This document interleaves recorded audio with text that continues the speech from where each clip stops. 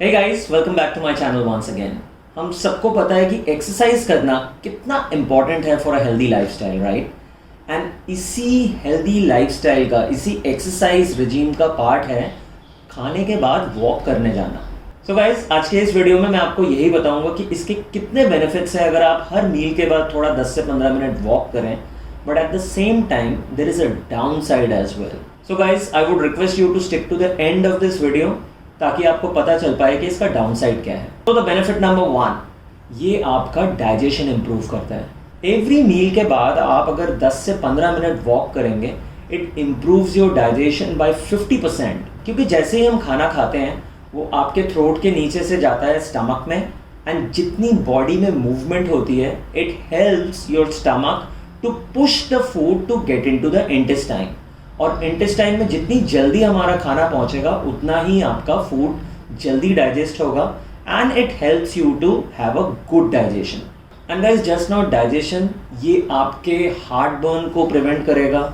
आपकी कोई भी एसिडिटी फील करते हैं, आप अगर ब्लोटेड फील कर रहे हैं या कॉन्स्टिपेटेड फील कर रहे हैं, या IBS, इरिटेबल बाउल सिंड्रोम, यानी कि कुछ भी पेट के अंदर कुछ अनकंफर्टेबल सा फील करना, if you do 15 to 20 minutes of walk after every meal, ये सारी दिक्कतें बिल्कुल दूर हो जाएंगी आपकी लाइफ से। So that was number 1। Now number 1 benefit brings me to the number 2, that it improves our blood sugar level.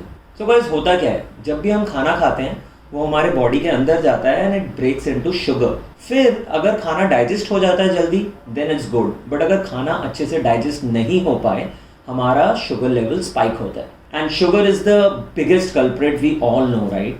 तो खाना खाने के बाद, स्पेशली जिनको टाइप 1 या टाइप 2 डायबिटीज है, और any which ways, for you, me, for everybody, the challenge is to maintain our sugar level.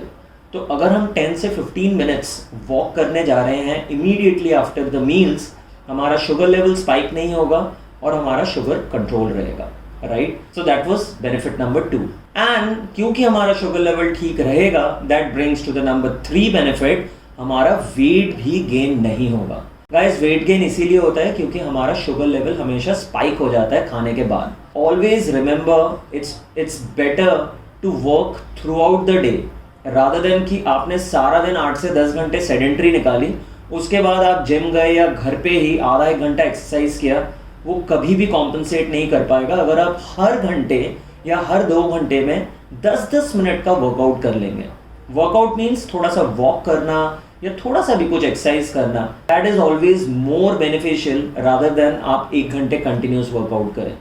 So after every meal, like breakfast, lunch and dinner, आप अगर 3 बार 15-15 मिनट का वॉक करते हैं, that brings to 45 minutes of walking in a day.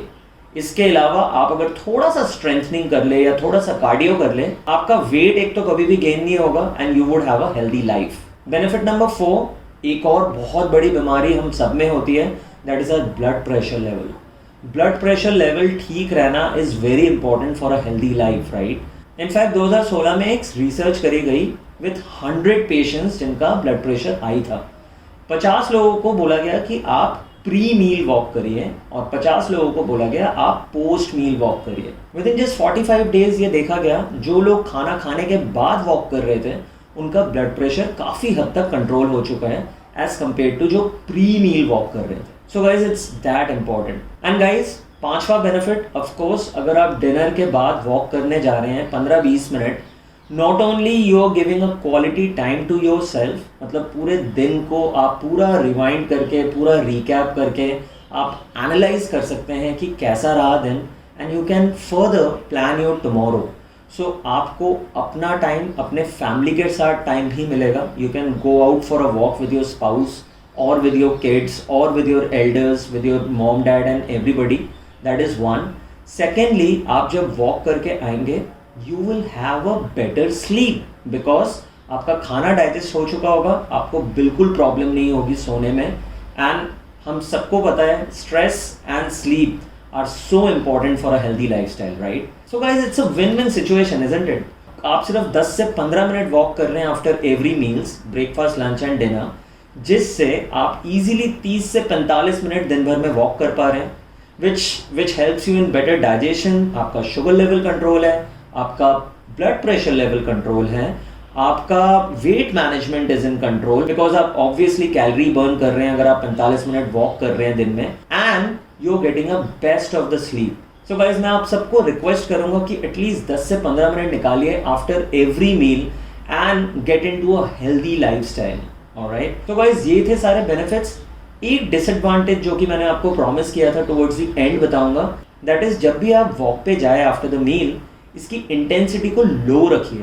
Don't run, don't go for a jog और brisk walk.